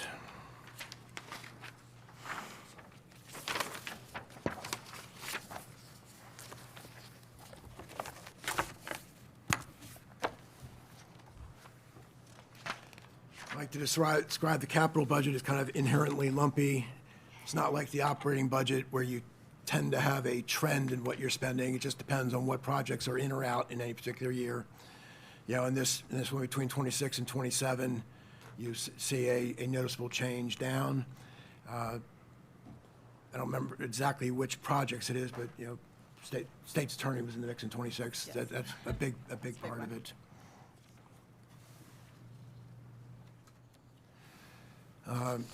School capital projects, and right now we're talking about just fiscal year 27, the things that would be in the next budget. HVAC replacements scheduled for 4 schools. And this is a good place to talk about, how things have changed. You see a $6 million HVAC project for an elementary school. I can remember a time, and I might be remembering too rosy a past, where, this might have been a $500,000 project or something like that. And prices change over time, but we've HVAC projects, we've seen a lot of change in the last handful of years. Liberty High School feasibility study. Again, the study is in, the project is not. If one is in, I believe they both need to be in. Pre-K Ted, additions. let me ask you a question. When you talk about these projects, all the school projects in particular, when you say add them in, how do we know what percentage to add in? Because the state part is unknown. Do you add the whole thing in, or just add in what you think you'll be having to do? We add in what we anticipate to be our price. And you're right, that it's far from certain, though, because first you're starting with a number that you don't know. I mean, you put an estimated price on a school, but we don't know what it's going to be. Then, of course, you're assuming that you're going to get state funding. Now, to a large extent, if it's an eligible project, there's a percent that the state's going to be in on, but they're not in on all the costs of a school. So there is still some uncertainty. Is there something they're going to say, sorry, that's not ours? But I think, between us and staff at the school system, we can get to a fairly comfortable place, getting a number that is a reasonable number, even if it's not going to be the right number. But it's not the total number that we have to worry about. Right. And if we don't even, on any of these, if we don't at least program them in, we're not accounting for something we know we're going to have to do down the road, just like for the roofs and things and the paving. Yes. And the prices keep going up. Yes. And kind of a related point there, sometimes people will talk about capital projects. They say, well, can't you just put it in the 6-year plan as a placeholder? And my answer is no, you can't. Either you have a plan to fund it or you don't. You can't have it both ways. Which is why on Liberty, I'll say, if we think we're heading there, then we need to be planning for how we're going to pay for it. Now you see a list of pre-K additions here. This goes back to Blueprint and expansion of pre-K services. We, at most schools, don't have the capacity, and even if we have the capacity, pre-K classrooms aren't the same as other classrooms. So maybe you could make it work, but it's not how it's supposed to work. And the state participates in these projects, but they made no extra pot of money for pre-K. They added no money to fund pre-K. So whatever we get for these projects is just money that we might have gotten for some other project, another roof or another HVAC project. These numbers that are in here, is this our portion or is this the total cost of the project? This is our portion. So the project I'm is sorry, that- I'm sorry, wrong. This is the total cost. Okay, and even the ones before, their total cost as well? Yes. Carol Spring, okay, so, Total cost in FY '27. okay, so we can assume on all of these that we will getting a portion of this back. Yes. Okay. And it was really silly for me to answer that way, because that would mean Carrolltown was a $12 million project, and I know a high school HVAC is not a $12 million project. Not this year, at least. Yeah.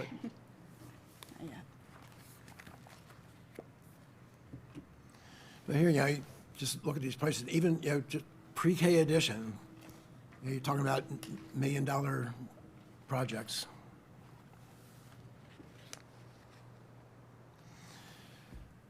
There's a roof for Shiloh.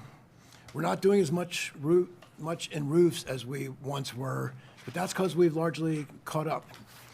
Now, we will never run out of roofs to do, but we went through a period of time where we were working through a big bubble of roofs that was largely tied to a lot of school construction that was done a couple decades ago, and a lot of choices that were made to try and bring schools in at a certain price that put roofs on that were shorter-term lives. And that is a plus. In recent years, we've done a lot of metal roofs, which have much longer lives. So not only have we largely caught up, but we've also stretched the timeline out. On these preschool additions, are they already holding preschool at their schools? They're just having it in a different room? Yeah, I don't know exactly how it's being done, but yes, they have preschool students.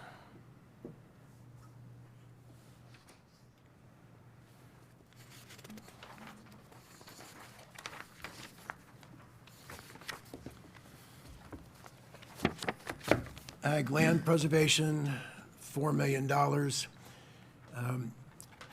This is always complicated when if you go to look at the ag pres in the budget book. You almost need somebody who understands it to explain. We've tried many different ways to think about how to do this. But we have $1.3 million, which is our match for the state's $1 million, or $1.4 million.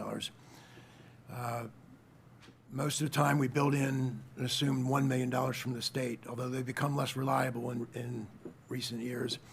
Then we have $1 million, which we are putting in not connected to the MALF program, but to do other easement purchases, which can happen either as a cash purchase or one of those IPAs we talked about.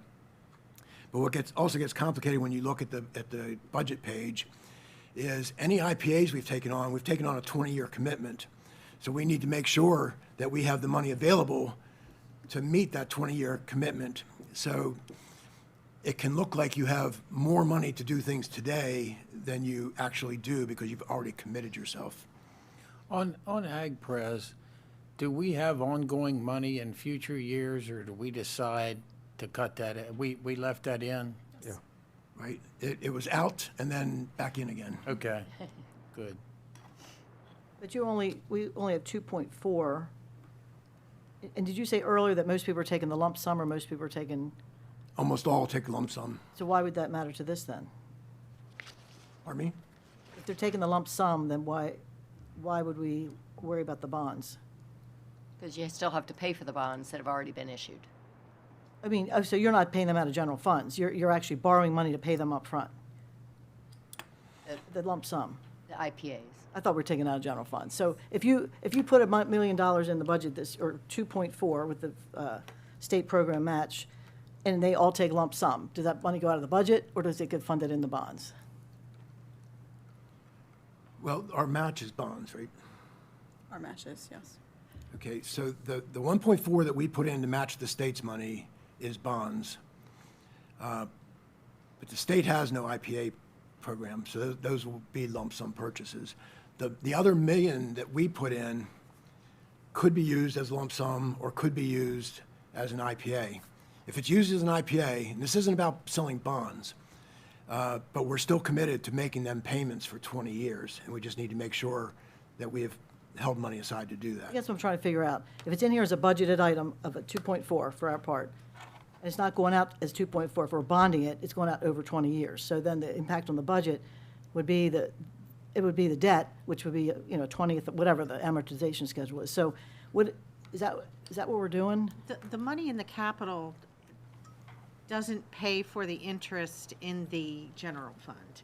If it is an IPA, it has to be paid for with cash to go out and buy the instrument.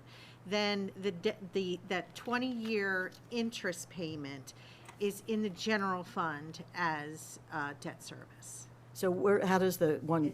Not in the capital. So the 2.4, does that in the general fund? Is this in the general fund? No, No, but, okay. and I understand now.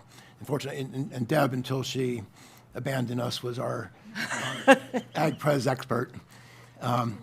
Yeah, that debt service is just mixed in with all the other debt service. Okay, but In the this, general fund, general not fund. in the capital fund. but this total amount of dollars does not come out this year of the general fund because we're doing it, we're paying it up front, but we're borrowing money back to backfill it. I'll figure it out later. I'm just trying to figure out where it hits the budget because I'm thinking of it as hitting it twice, but I'll Yeah, go. we can change it, and the only difference is if it's bonded is the debt service that needs to go in the operating budget. And my initial thing when we get into this part of the budget is I think we need to add some money to this, but we can talk about that further Right. on. Yes. But this is, again, like you said in the beginning, this is the start. Yes. And On the 1.4 that we bond, that's a long-standing practice, but there's nothing that says we need to do it that way. We could put $1.4 million of cash in every year. I mean, the state doesn't care how we get there. Public Safety Training Center remediation. This is about PFAs.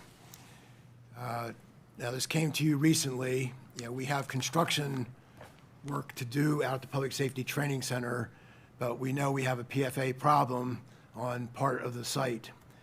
And the board's decision was, let's take care of the problem before we build on it. Our current estimate right now for that remediation is $8 million. And also, a big part of why I say, you know, we have $5 million, but it seems unlikely to be enough. Roads, this is basically maintaining our roads. Bridges, we always have bridge projects. We have something approaching 160 bridges in Carroll County. We're always working on bridges. Most of our bridges qualify for federal funding. The ones that do, 80% of the costs are funded by this federal money. Another one of those places I worry about when we talk about possible changes at the federal level. And bridge projects cause us another problem on the operating side in that we have, I think, 4 inspectors. On bridge projects, an inspector needs to be totally dedicated to that project. So depending on what's going on in bridges and what's going on in other projects, we don't always have enough people on staff to do that, which sometimes leads us to building in contracted out staff to a particular capital project. More bridges. Rec and parks, there's always a lot happening in rec and parks, and that's largely because we have program open space, a state shared tax that's a revenue to us. Not everything is funded with program open space, but a lot is. And every year, we're hoping to know how much program open space funding we're going to get. Some years that's a bigger question than others. But it's become pretty much a standard practice now for us to work with Rec and Parks every year, thinking through various scenarios of what if we get what we think we're getting, what if we get more, what if we get less, how would the plan change?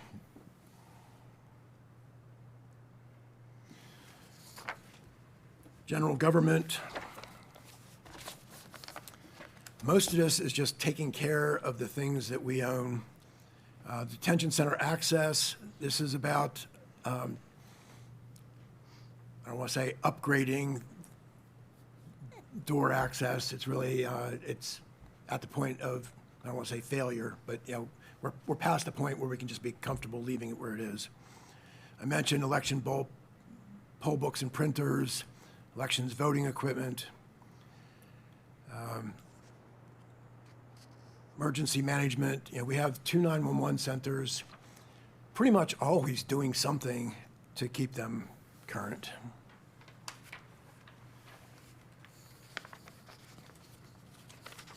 Fire and EMS. Mentioned that we have a ongoing work at the Public Safety Training Center. Regional water supply, this is underground water tanks that we put in place where we don't have easy access to public water for fighting fires. And self-contained breathing apparatus, this is going to become a regular part of our lives now, our budget lives. Now, looking beyond just 27 to the entire plan, public schools, we've already mentioned some of this. We have not talked about Freedom Elementary and Sykesville Middle, which are now in fiscal year 28. The last action of the Board of Education was to move those 2 projects back in their plan. There's been a lot of talk over there and here of should we move ahead with these projects. Right now, this is still in their plan. As Commissioner Krebs has pointed out, Their timeline and our timeline for these decisions are not at all in sync. They actually will be adopting their next 10-year plan shortly after you adopt your next 6-year plan. I don't know if they will remove these projects or not. You don't have to wait for that. I mean, the board can decide you don't want to fund these projects. So I expect this will be something we're going to be talking about when we get into your proposed sessions. And Ted, I was in Howard County yesterday, county executive and chief of staff, and asked them about this issue. And they said they've been wondering the same thing for 20 years. So I'm committed to getting an answer to how we can better align the Board of Education's asks with our budget, because there's always 2 years lagging. And they didn't know either. So everybody's trying to figure out if there's a reason for it, if it can be changed so we can make more timely decisions. Yeah, and as far as the reason goes, I mean, people might not think it's a good reason, but the state has determined what the timeline is for the school system. They've determined when we need to adopt our budget, and those don't match up very, very well. Well, their timeline is just, would they have to have it done? That doesn't mean they can't do it earlier. They just have to have it to them by a certain time. Yes, And they're backward mapping it. We could figure it out. my good wishes go with you.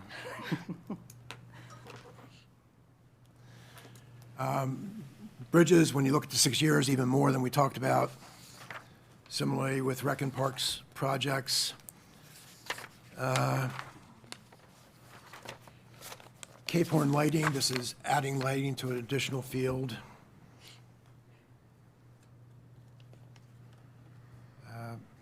The rest of it is taking care of things we already have.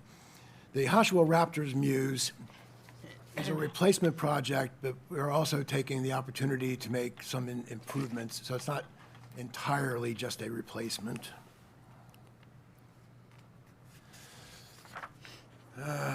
Community college technology, we've had a long-standing plan where they're actually fundraising to match what we're funding for their technology purposes.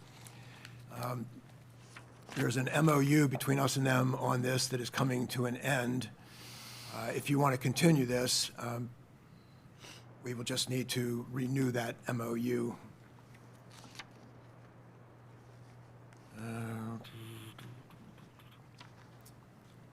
Everything else is really just kind of taking care of what we have. And that's a big part of the story when you look at the CIP. You know, much of it is taking care of things we already have. There's not a whole lot of new things happening. Enterprise funds, utilities, there's much more going on than this. This just gives you a couple of the higher profile projects to the extent that there are high profile utility projects. Things not included in the CIP, the recommended CIP. And, you know, people will talk to me sometimes, say, well, if there's not enough money, you just need to tell people no. You know, people here no to a lot of things, including CIP projects. I also get asked, well, how much did you cut? And I don't have an answer for those people because we don't start with how much people asked for. We start with our plan, we start with any new knowledge we have, any new direction we have, and we're building to something, not from something.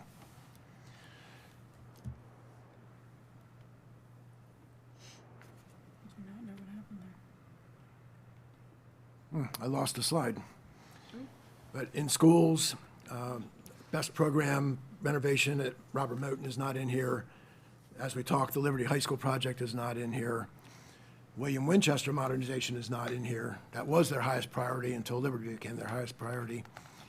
And we've talked about this before, but just for people who might be listening who haven't heard, the question of modernizations is an important one. We did a modernization to East Middle School and a modernization addition to Career and Tech. The last one we did before that was Mount Airy Middle School, which has been a good while, and the last one before that was North Carroll Middle School, which has been even longer. We have not been doing a lot of modernizations or replacements. We do a lot of roofs, a lot of HVAC systems, sometimes roofs, windows, electrical systems. And, maybe that's okay. arguments for trying to do everything. Maybe the biggest argument from the school system's point of view is it doesn't address how changes to how we teach kids. You know, like East Middle School was a good example of that. It was actually built as a high school at one time. It definitely wasn't built for the middle school team's approach to things. Roads not in. This is, some of them are roads, but this is things roads are interested in. We've had requests for salt storage facilities for a number of years. Not really pressing. Couple things are roads. Asked for extensions, connections to Arrington Road and Prothero Road. Those are not in here. Slacks Road was connected to our expectation that we were going to get that veterans home. It lost federal funding. It lost state funding. We might want to do improvements to Slacks Road, but the urgency connected with that is going away. Rec and Parks, field lighting for Freedom Park is not in. We've been, almost always have lighting projects, replacement projects, or occasionally adding field lighting. We've actually had something really good happen recently. BGE replaced a lot of our old lights with LED, which is kept us from having to do it and also saves us money on the operating side. But with Rec and Parks, we, like I said earlier, we work with them on the projects, needs, priorities. What can we fit with the money that we think we have? Community college, this is going to probably be a big conversation, what they're calling their trade technology and training complex. This is a new building and athletic complex. It's another very, very expensive project, something approaching $200 million. I expect that the board is going to consider if they want to be involved in this. One thing I want to say here is, sometimes arguments are being made, well, you don't have to fund the whole thing. We can just take the first steps, get the state involved. And while that might be technically true, it's another place where I say there's no point in getting a first step approved if you're not planning to take all the steps. And if you're planning to take all the steps, then it needs to be in our plan. We need to know how we're going to fund it. Ted, on that one, I mean, that's the other thing about the feasibility study. I mean, you don't always have to be all in. I mean, there's different parts to different projects. A school is a school, but this is obviously different pieces to it. And generally, the state pays half of the community college. But the first thing you got to do to even get your plan approved is to get a feasibility study and to get your plan of your curriculum plan, what you're trying to offer, approved by Maryland Higher Education Commission. And without that, we can't even get an idea of whether we have it approved. So I'm not sure how we go about that, because there's obviously pieces that could possibly be done. We've got to figure out a way that at least we could get the approval to move forward, because we're not even in line. They've been asking for this, something like this for many years. We're not even in line to get it put in to be approved. And so we're not even in the queue. So somehow we got to get in the queue for something and figure out, what that possibly could be and what they could raise. They obviously have a foundation, and there's other monies available. So we just have to figure out, what can we do? What kind of commitment can we have just so we can at least move it forward with getting the MHEC program approved? I understand, but I'm still left to say, well, unless you're actually going to break apart pieces and say those parts aren't going to happen, I'm not sure that leaves you in any better position. But again, I fully expect that the board is going to be talking about this.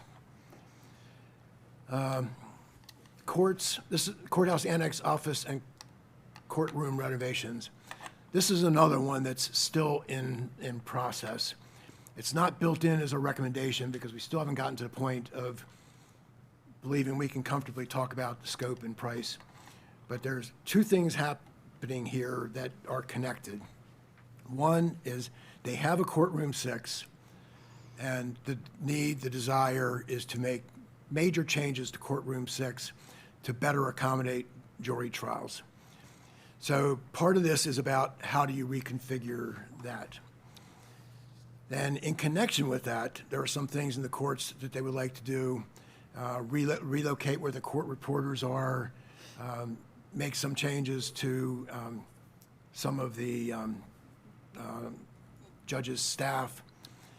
And then a third piece is there's the space that the state's attorney will be vacating when they move into their new facility. What are we going to need to do there? So we've been pushing to think about this all as a one project, not two projects, because the solutions for one might be accommodated in the other piece. Right now, we are not at all comfortable that we understand what this is looking like. But this project is going to happen. Well, I shouldn't say it. I mean, you could say, no, it's not going to happen. But I'm not suggesting that it's not going to happen. We're just not ready to try and put it in front of you. And the courts have asked for a parking garage and a replacement for the visitation center. These are both regular requests. Visitation Center Facilities has done a lot of work to try and make that a good building, even if it's not everything they might want. Over at Workforce Development, they'd like another bathroom and an elevator. Those are not in. Emergency Management, Communication. At some point, we probably need to expand our facilities for 911. That's probably not right now, but just like I always mentioned, the detention center every year, it's going to happen someday. There have been time-to-time discussions about taking on more in our 911 center. That could lead to greater urgency. And facilities would like a building of their own out at the maintenance center.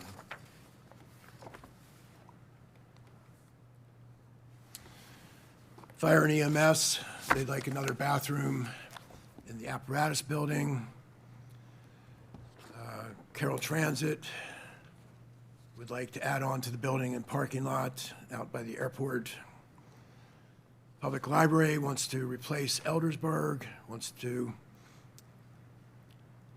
and actually this next one, I actually asked for us not to say this way because I don't want people to take this wrong. This says North Carroll Library basement renovation. That space is not the library's space right now. That's the space that used to be the senior center. Right now, the sheriff is making use of it. But to say renovation implies that it's already theirs. A choice you could make, but we're not there. And then Westminster Library renovations, which I believe would be triggered if the North Carroll project happens. Right? Okay. But none of those are in. Senior centers, we have a handful of projects there. Well, I guess a handful if you are missing a finger. None of these are in. And with an occasional exception, these projects not being in doesn't mean we're looking at it and saying that's a bad project or there's no reason to do that. Just have to weigh what can you get done with the money you have and what's more important than something else. It's a good place to mention something else. Sometimes people will say, well, I've been asking for this project for 8 years, as if, well, it should move in now because I've been asking for it a long time. And sometimes what I tell people is, well, I understand. The problem is this might never rise to be a high enough priority to get done, no matter how many years you ask for it. Then at the detention center, again, a couple projects that have been asked for repeatedly, and as I mentioned, one day we will have to do a new detention center.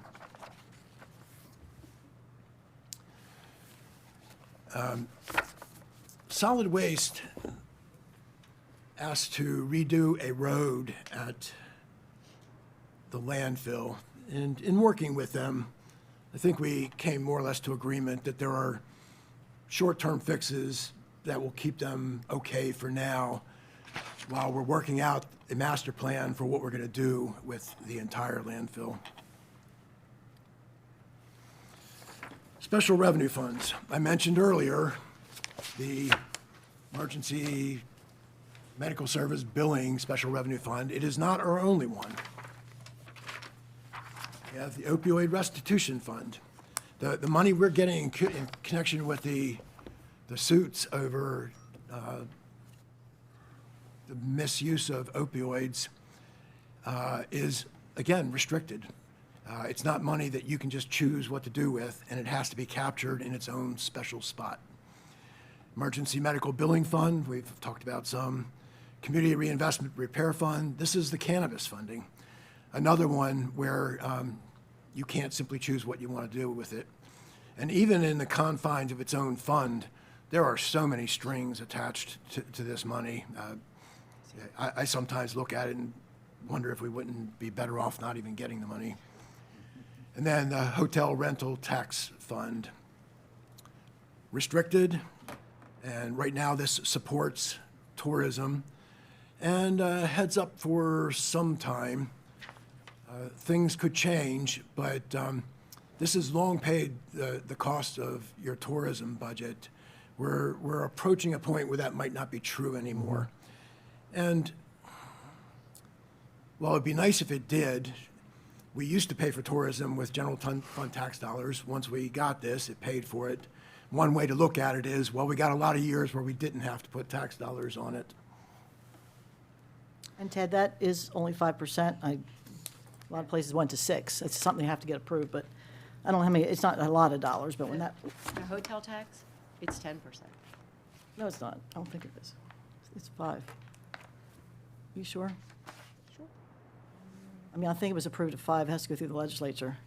And we put it, and we did it specifically for tourism to pay for the budget, but because that was when sales tax was 5%, now it's 6%. I'm just saying, I don't think it's 10, unless they changed it for Carroll County. If you go to Ocean City, it's a little bit more than that. But it's, each county's different. But it was specifically to supplant the money for the budget for hotel rentals. On the opioid restitution fund, can we use that to supplant money to things we're already doing? I hate to give you just a quick answer because sometimes it depends, but largely no. But with the opioids, we're actually in a good position. Things just worked out. The state mandated MAT, medically assisted treatment at the detention center. So we got a new cost that we had to take on, but it is an eligible cost for the opioid money. So that's a good match for us right now. And we'll hope that that stays that way for a What's the while. value, what's the value of what we're expecting from the opioid restitution fund? Gonna have to turn to Heidi for that one. I will look at it. Is it growing or is it stabilized? It's complicated because overall it's going to end up going down, but the way the payments are structured, it could be different every year and it depends on each individual settlement. So it's a little complicated, but eventually it will start to go down and go away. No, and I know the MAT's going up at the detention center, which is good, but it's nice that this is covering it. Yeah, so right, and to your point, it won't take care of it forever.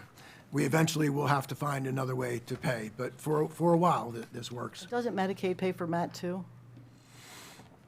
I mean, that's all right, I mean, because we just gotta make sure we're billing it out as much as possible, we're not taking that all on. I don't know. Okay. Enterprise funds, nothing really to talk about in the at the airport, except for the big thing to talk about, the whole runway extension. But there's nothing in this budget that addresses that. Congratulations, Ted. This is slide number 100.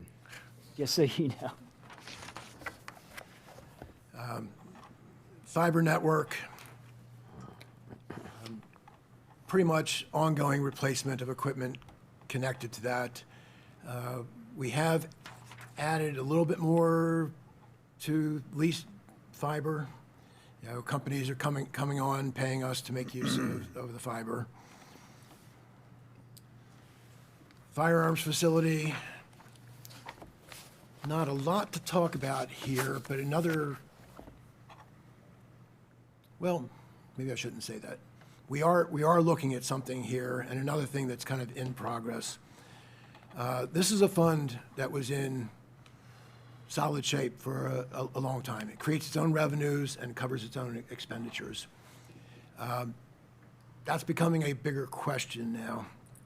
And something we've talked about, the sheriff makes use of this facility.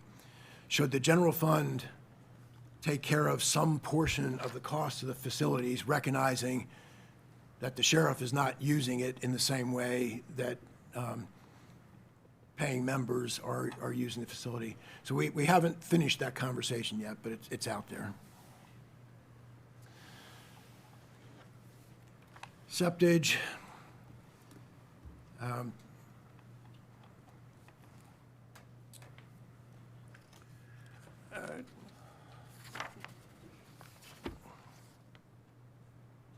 Okay, so we have, there's some equipment that's getting replaced here. This is, generally speaking, not a problem for us.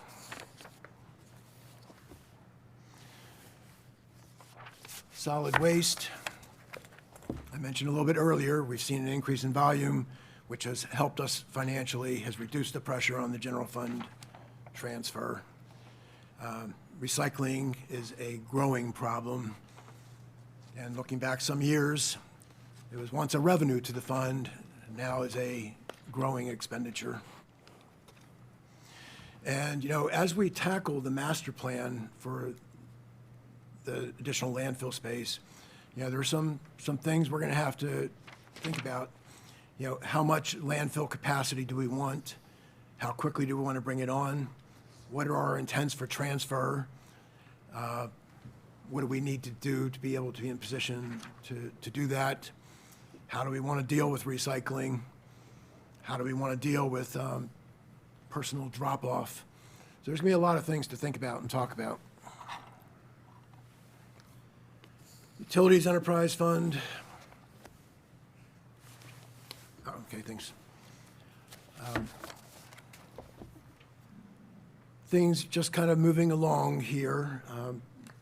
Heidi just reminded me that next month, you'll be getting a presentation on water and sewer rates. We would have liked to have had that conversation already, so we could have dealt with it in the recommended budget, but that didn't happen. So that'll happen, and then when we start talking to you about the proposed budget, we can talk about the implications.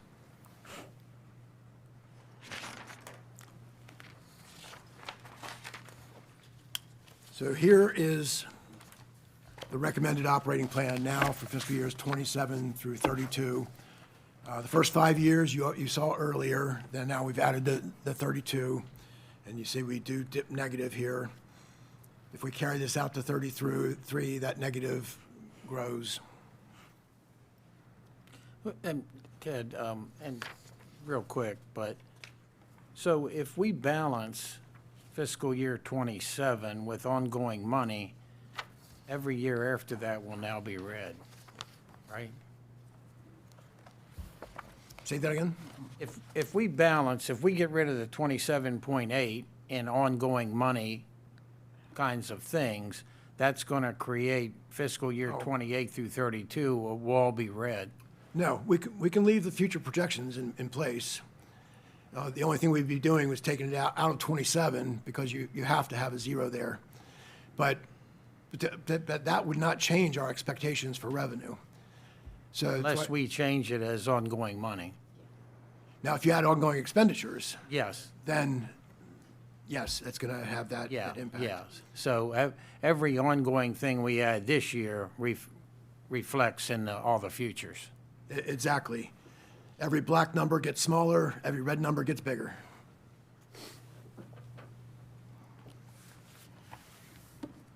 Things on my mind, and I know you've heard it before, but it doesn't leave my mind. You know, will something happen at the federal level that impacts us? And I didn't mention this earlier. You know, we talked about our nonprofit service providers. You know, a number of them can be touched by federal changes. It might not directly hit us, but it might hit them in a way that matters to us. What's going to happen with the state budget? What's going to happen with Blueprint? Again, we have a long way to go on income tax. We've made our projection with the information we have now. But we know it could end up someplace different than what we've suggested. Oh, yeah, and the state released their latest revenue projections last week. And their growth projection for income tax in '27 had been 2.4. I believe they dropped it to 1.8. So, and they're still 26 to 27. They're still looking at 7% something growth. But then the year after that, they're talking about 1.8 million.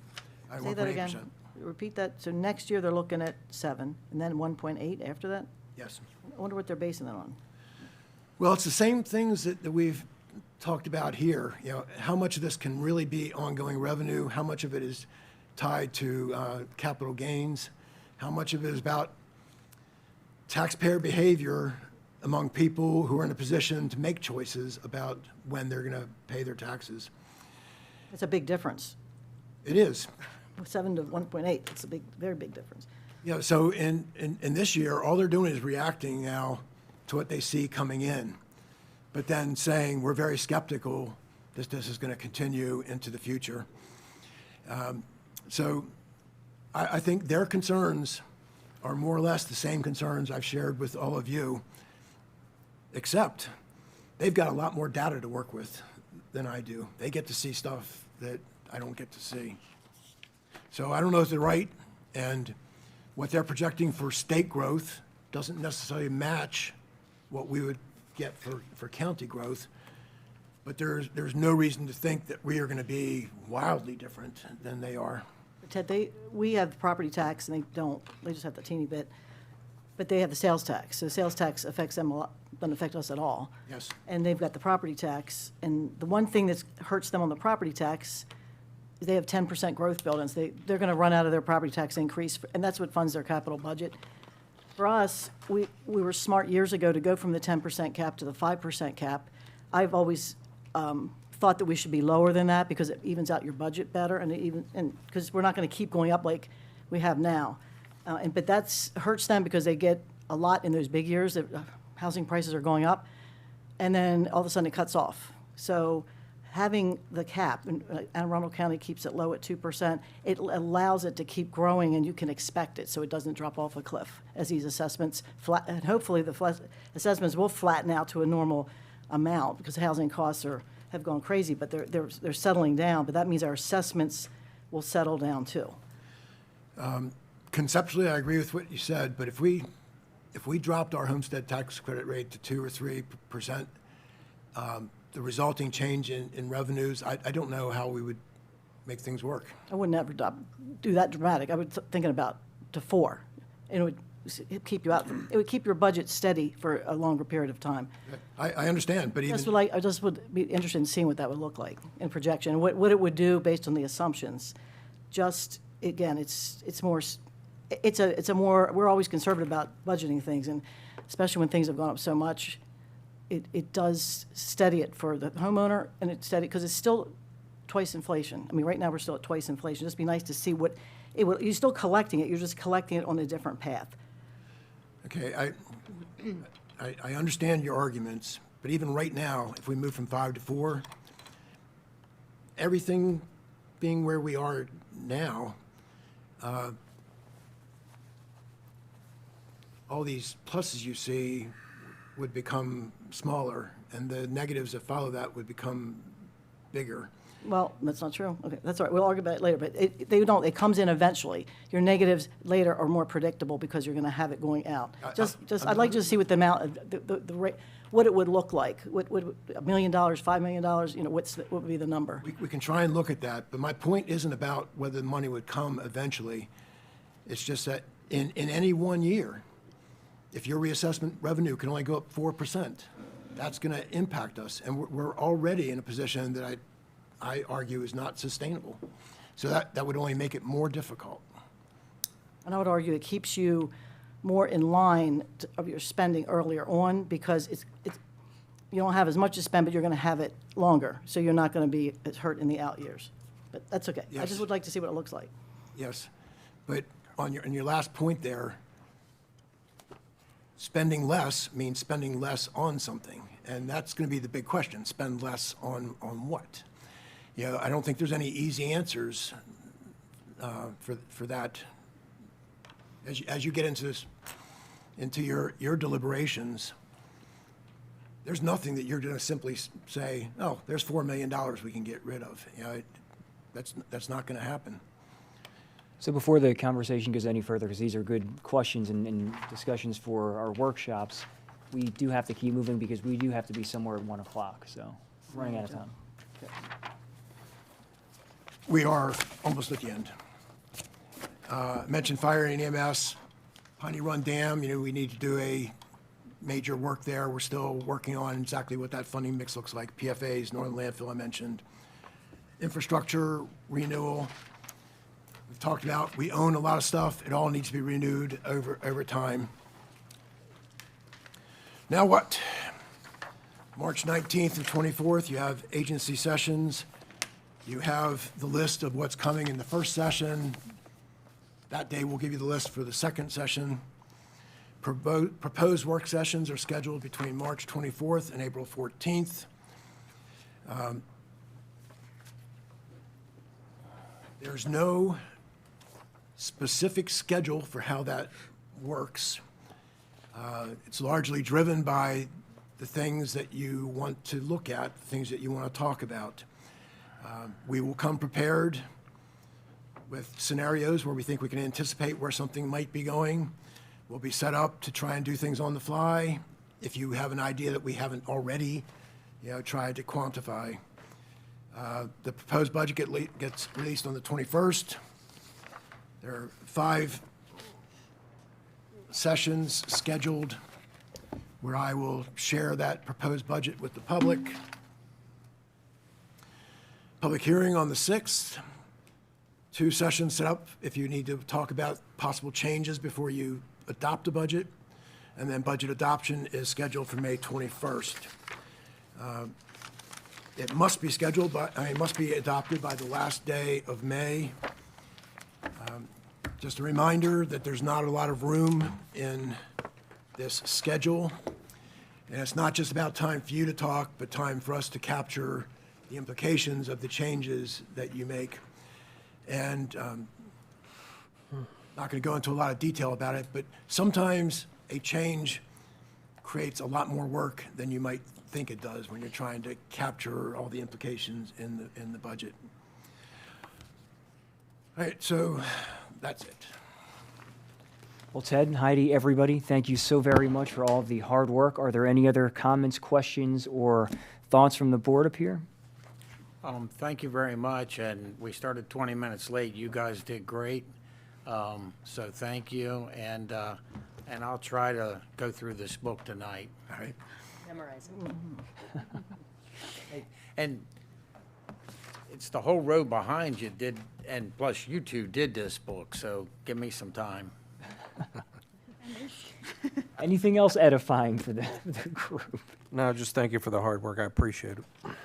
Commissioner Krebs, Commissioner Guerin? For me, thank you. Just the beginning, we want to put you to work, Ted, so thank you, it was very good. All right, hearing nothing else, is there a motion to adjourn? So moved. Is there a second? Second. We have a motion, a second. All those in favor? Aye. Aye. All those opposed?